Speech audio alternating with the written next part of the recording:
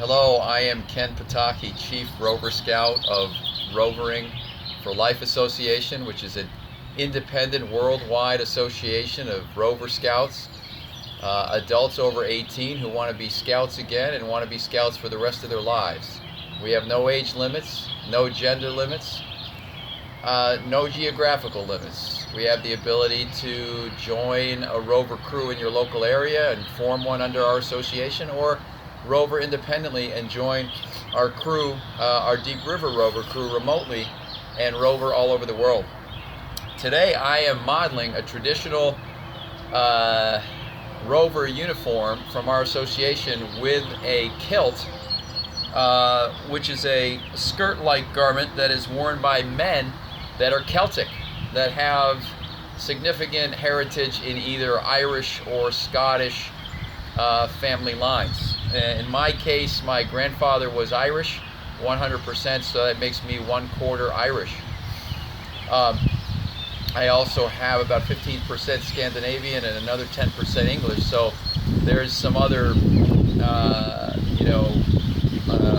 some other groups in there, but definitely at least 25% Celtic. So I just thought I would review today some of the parts of the uniform, so you'd know what they're called and how they're worn and what they're used for. The kilt itself is made traditionally of wool, though this one is a mix of acrylic and wool. The kilt is smooth in the front but folded in the back.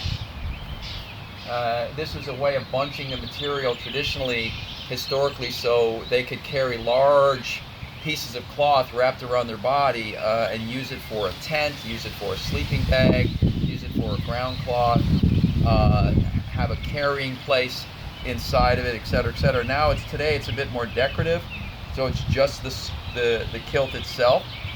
It has buckles on each side here and here to fasten it. It should be worn slightly higher than the man's, belt waist under the belly button. Normally it's worn at or slightly above the belly button. It can optionally be worn with a leather belt around the middle, which I have on today with my trusty brass Philmont buckle that I obtained in 1980 when I climbed this tooth of time myself, almost 10,000 feet above sea level. So this belt buckle is 41 years old.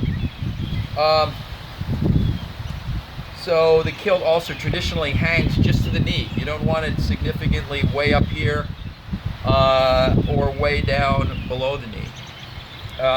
Along with the kilt is worn wool socks that are quite long and fold over at the top for warmth and protection of the lower legs. In our association, the color is green, which is a traditional color for most scouting organizations. And over here you'll see tabs with a garter underneath. The garter holds up the socks and also displays the tabs. Red is for Rover, Scout, or Knight. Green is for a Rover Squire. You'll also see a knife that is inserted in the top of the sock on the strong arm of the wearer. This is called iscian-dubh, which is a Gaelic term that means black or dark knife.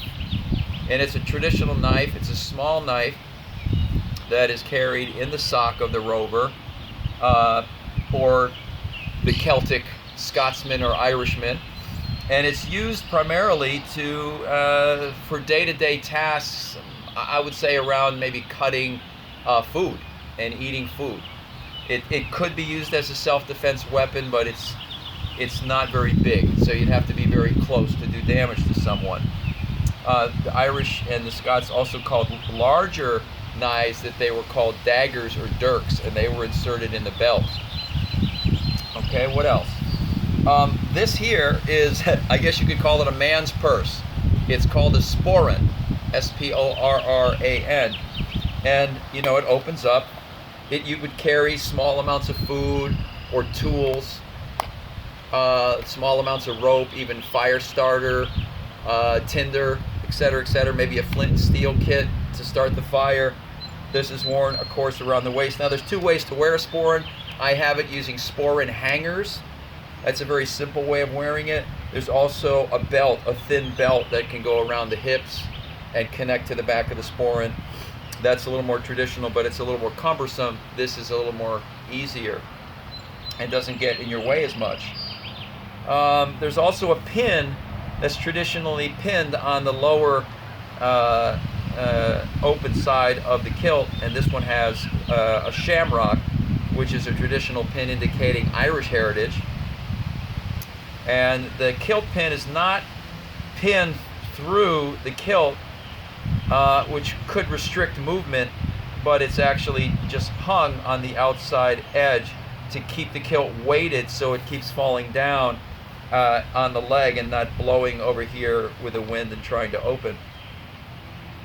What else? I also have my beret, which is an imitation of earlier headwear that was worn in Ireland and Scotland, made of wool traditionally, and keeps the head obviously warm. In our association, we wear a green beret with pins in the front to indicate our association with scouting, the gold fleur-de-lis, and then also the RK pin, which indicates Rover Knight, and that's awarded at knighthood or full investiture in the crew in the organization.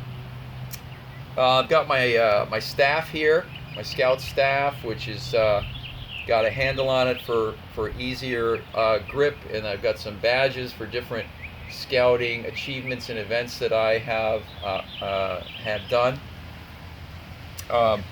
My uniform itself, in our organization, we wear a green shirt of any color, any shade, and this is an optional necker. There are two neckers that are worn in our association. One is the green and yellow necker of the International Scout Fellowship, which is an organization we belong to that connects us with World Independent Scouting. The other optional necker is a necker made by the individual's crew. I also have my wood badge here, which is equivalent to wood beads in the World Independent Federation of Independent Scouts, and that is worn here. I also have my woggle. I chose to wear my green one instead of my leather one, just to reflect the colors of the uniform and my Irish heritage. Let's see. I have some patches on my uniform. This is our tenderfoot patch.